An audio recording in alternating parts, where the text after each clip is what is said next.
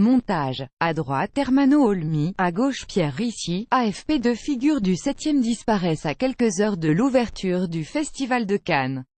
Le Français Pierre Ricci est mort à 81 ans, a annoncé dimanche l'Institut Lumière, tandis que le grand cinéaste italien Ermanno Olmi, Palme d'Or 1978. Pour l'Arbre au sabot, s'est éteint ce lundi, a annoncé le compte Twitter du Festival de Cannes. Pierre Ricci est mort cette nuit.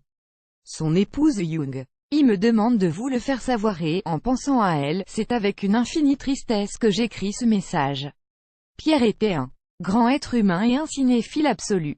Nous le pleurons, a tweeté le réalisateur Bertrand Tavernier, président de cet institut.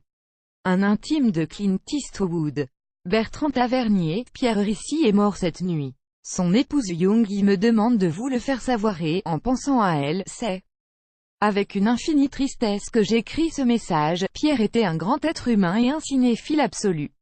Nous le pleurons. Institut Lumière, Institut Lumière, May 6, 2018. Pierre Ricci a été un super découvreur de cinéaste, d'un flair, d'une curiosité inestimable.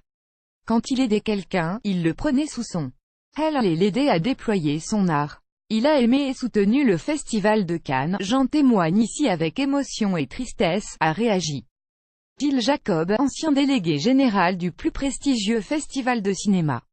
Inconnu du grand public, Ricci, qui avait l'habitude d'écumer les festivals du monde entier, était un intime de Clint Eastwood, qu'il connaissait depuis le début des années 1970. Le Festival de Cannes endeuille personnalité incontournable de Cannes, dont il avait été le conseiller artistique. Il avait contribué à faire connaître Mean Street, 1973, le film qui a lancé la carrière de Martin Scorsese. À partir des années 1970, il a également fait découvrir au public européen nombre de cinéastes asiatiques, comme Wu Xiaoxian, Chen Kai ou Zhang Yimou. Ricci est mort 2 jours avant le début du Festival de Cannes. Ironie du sort, le festival avait prévu de projeter cette année un film qu'il avait réalisé en 1985 et La Peau, dans sa section Cannes Classics. Ce lundi, le festival a annoncé une deuxième disparition, celle d'Ermanno Olmi, Palme d'Or 1978 pour l'Arbre au sabot. Le grand cinéaste italien Ermanno Olmi, Palme d'Or 1978 pour l'Arbre au sabot, vient de mourir. Festival de Cannes, Festival, Cannes, Mai 7, 2018. Le film, qui dure près de 3 heures, raconte l'histoire de 4 familles de paysans pauvres.